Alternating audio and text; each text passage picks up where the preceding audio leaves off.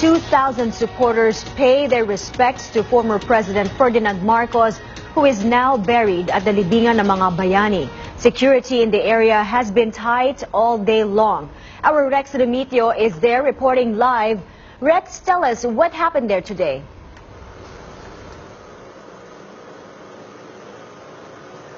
Just like the surprise burial of former President Marcos yesterday, the visit of about 2,000 supporters today was also unannounced. Suddenly, about 50 busloads of Marcos supporters and a handful of private vehicles flocked to the Libingan ng mga Bayani this morning. They endured a 12-hour ride from Ilocos Norte to show their gratitude to whom they call their mahal na apo. Two masses were held, one at 8 in the morning and the other at 10, both of which are off limits to the media. Governor Amy Marcos, Senator Bongbong, and former First Lady Imelda Marcos were all there. They all expressed their gratitude to their supporters. Ako'y nagpapasalamat sa bawat isang Ilocano. Nandito at wala dito. Kasi nagbigay ng lakas loob sa akin sa 30 mahigit taon na kami ay umaasa na bigyan ng eternal rest ni Pangulong Marcos. Alam niyo, malaki ang kanyang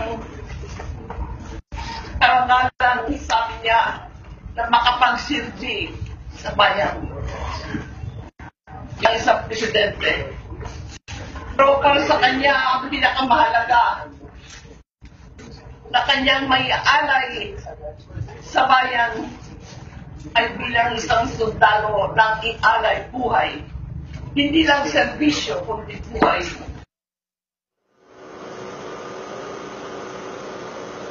Some of the diehard supporters of Marcos also told us how they love their mahal na apo. They narrated the things that the former president gave them all these decades.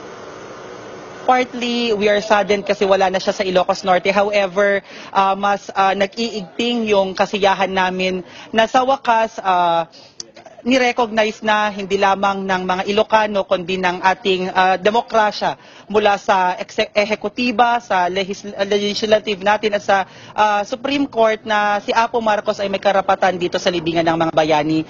Mahal namin siya po. Bakit? Siyempre, marami din naman siyang nagawang maganda sa amin po. Security has been tight with 6 companies of around 60 to 70 soldiers instead of the usual 1 company stationed across the place. 1 company is in fact guarding the tomb of Marcos. The media was only allowed to take videos for 20 minutes inside. Only pro-Marcos loyalists were permitted to go inside during the mass. They must be on the guest list of either the Marcos family or the heads of their own support groups. They must also show a commemorative sticker to the army before they can enter. Those who are not Marcos supporters but have relatives inside were not allowed to enter for a while. That's why the army is appealing to the public for some understanding as the security situation remains delicate. They vow they will not allow anti-Marcos protesters to sneak inside the cemetery. They say that they will not also allow that these protesters occupy the cemetery or at least desecrate the resting place of the former president. Mai. Thank you. That was our correspondent Rex Remitio joining us live from the Libingan ng mga Bayani.